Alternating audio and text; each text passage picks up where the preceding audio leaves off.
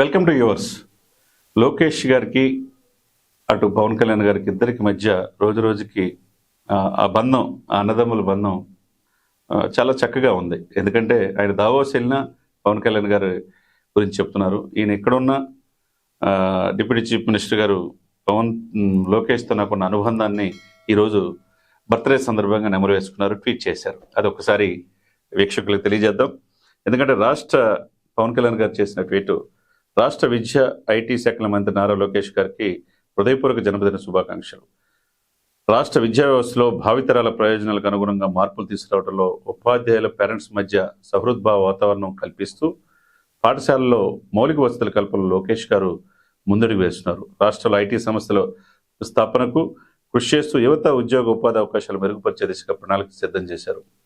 ప్రజలకు సేవ చేస్తూ రాష్ట్రాన్ని అభివృద్ధి పదంలో తీసుకెళ్లేందుకు మరింత శక్తిని, సుఖ సంతోషాలను అందించాలని భగవంతుని ప్రార్థిస్తూ జన్మదిన శుభాకాంక్షలు పవన్ కళ్యాణ్ గారు తెలియజేశారు.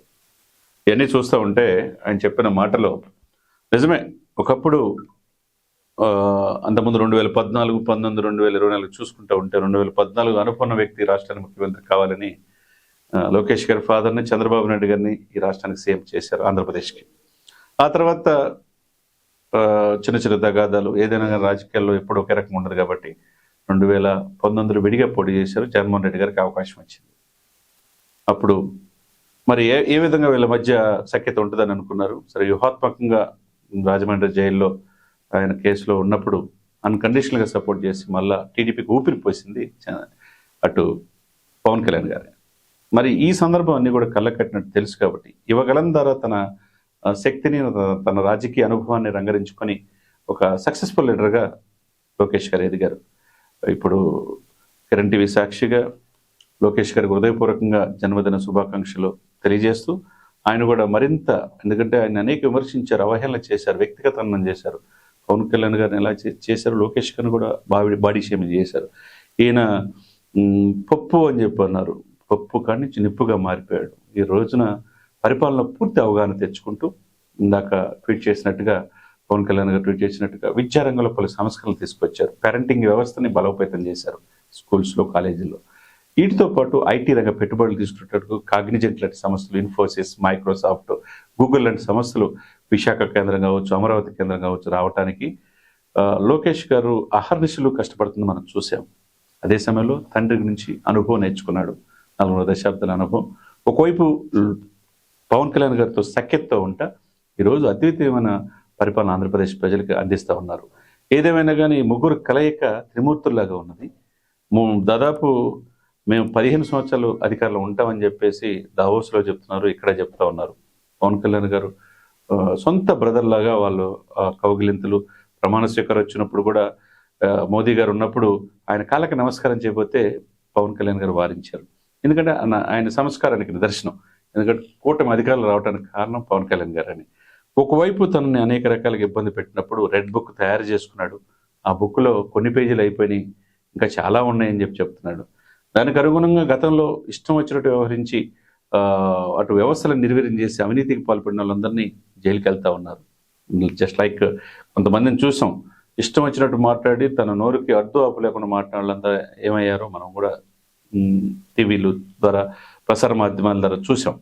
ఏదైనా కానీ లోకేష్ యొక్క పనితీరు రోజు రోజుకు పెరుగుతూ ఉంది. మంగళగిరిని ఆదర్శమైన నియోజకవర్గంగా తీసుకొస్తున్నారు. కుప్పం ఏ విధంగా శాశ్వత చిరునామాగా చంద్రబాబు నాయుడు గారు మారిపోయిందో, అదేవిధంగా పిఠాపురం శాశ్వత చిరునామాగా పవన్ కళ్యాణ్గా మారిపోయింది. ఇప్పుడు మంగళగిరి కూడా లోకేష్ గారికి శాశ్వత చిరునామాగా మారిపోయింది. వారానికి ఒక్కసారి ప్రజలతోనే ఉంటున్నాడు. తను అందుబాటులో లేనప్పుడు తన శ్రీమతి గారిని అక్కడికి పంపిస్తూ క్షేత్రస్థాయిలో వాళ్ళకి కావాల్సిన సమస్యలు పరిష్కరిస్తూ ఉన్నారు. ఎందుకంటే రాజధాని మంగళగిరి పరిసర ప్రాంతాల్లో, అటు తాడేపల్లి, ఇటు మంగళగిరి పరిసర ప్రాంతాల్లో ఉంది కాబట్టి అమరావతి పూర్తి చేసే బాధ్యత కూడా తన వంతు ప్రయత్నం చేస్తున్నాడు. అదే సమయంలో తనకున్న ఆ ఎనర్జీతో తనకున్న నాన్నగారిని చూసి, వాళ్ళ నాన్న చూసి చాలా నేర్చుకున్నాడు. ఆయన ఢిల్లీలో పెద్దలతో కూడా పరిచయాలు కావచ్చు, ఆ పరిచయాల ద్వారా రాష్ట్రాన్ని నిధులు తీసుకురావడంలో కూడా చాలా కృషి చేస్తున్నారు లోకేష్ గారు ఈ సందర్భంగా. ఎందుకంటే కూటమికి రావటానికి, అటు జగన్మోహన్ రెడ్డి గారిని దించడానికి ప్రధానమైన కారణం పవన్ కళ్యాణ్ గారు అయితే, తర్వాత చంద్రబాబు నాయుడు గారు అయితే, 3 లోకేష్. ఈ ముగ్గురితో పాటు బీజేపీ చేయి కలిపి ఈరోజు అధికారంలో వచ్చేట్టు ఆంధ్రప్రదేశ్లో తీసుకురాగలిగింది. ఏదేమైనా కానీ ఆయన నిండు నూరేళ్ళు ఆయురారోగ్యాలతో మరిన్ని సంస్కరణలు తీసుకురావాలని, ప్రజలకు ఏదైతే కోరికలు 6 గ్యారెంటీలు ఇచ్చారో ఆ దిశగా వెళ్ళాలని. ఎందుకంటే ఉపాధి అవకాశాలు, కానిస్టేబుల్ రిక్రూట్మెంట్ కూడా ఇచ్చారు, తర్వాత టీచర్స్ డిఎస్సి కూడా ఇచ్చారు. ఇక group 1 calendar, group 2 calendar, public service commission కూడా ఇవ్వాల్సిన అవసరం ఉన్నది. యూనివర్సిటీలో సమూలంగా మార్పులు తేవాలి. కొన్ని కులాల వాళ్ళకే, అగ్రవర్ణాలకే పోస్టులు ఇస్తారనే ఒక అపప్రద అనేది ఆ నోట ఈ నోట వినపడుతుంది. అది జరగకుండా చూసుకోవాల్సిన బాధ్యత ఉంది. సామాజిక న్యాయం కోసం సమాజంలో సప్రెస్డ్ గ్రూప్స్ కూడా ఉన్నతమైన పొజిషన్లో ఇవ్వాల్సిన బాధ్యత ఈ కూటమికి కూడా ఉంటుంది. దాని మీద కూడా లోకేష్ గారు దృష్టి పెట్టాలని మనస్ఫూర్తిగా కోరుకుంటూ మరొకసారి ఆయనకు హృదయపూర్వకంగా కిరణ్ టీవీ సాక్షిగా జన్మదిన శుభాకాంక్షలు తెలియజేస్తుంది.